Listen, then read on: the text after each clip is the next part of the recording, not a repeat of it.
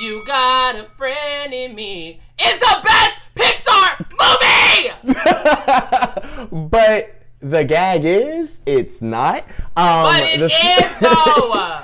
Who No. are Pixar movies made for? Who are Pixar movies made for? They're made for babies, they're made for cute little kids, and they're annoyed adults to take them to a film. And frankly, Toy Story is entertaining both the children and the adults. And so is Finding Nemo. You have a story about a father who has to go and get his son, who has sheltered his son for all of his life, and then his son wants to go out and be great, and then for him having to do everything he needs to do to get his loving son back. Like, that story in itself speaks to so many families today about just being a better parent in general. Like, that is beautiful. That is something that everybody wants to see. You sit here and say, oh, like, you know, Toy Story is about this and it's about that, and it's like for adults and things like that. But adults can easily watch Finding Nemo and then that way connect with their children on like how to be a better parent, how to let their kids go on and like be great and like learn and grow and things like that. But also, don't you feel like the very thematic principle of having a film that was in essence gauged for children to be about parenting,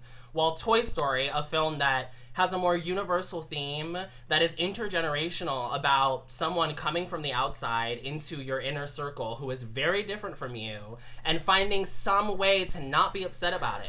Find some way to have empathy to meet in the middle. That's not the best Pixar movie. You're talking about, you know, people coming in and intruding and things like that. We literally had sharks and hammerheads that were like, fish are friends, okay, not but it wasn't food. about. So you can't sit here. Okay, but it's a theme. Difference. It is a theme that's in there with a literal cultural difference from these other toys. And if that is not a metaphor for everything that is going on in this country right now in the U.S., I don't know what is. Everybody should go back and watch Toy Story. Think about all of the learning that Marlon did as he was looking for Nemo. He met the sharks. He learned how to be different with the sharks. He met the turtles. He learned that turtles were different. Like, there were so many different people that he had to meet. He had to meet pelicans that also helped him along this journey, and then Nemo had to learn how to deal with these other fish that were all in a tank. Like, it was all about coming together. It was all about growth. It was all about love. It was all about that.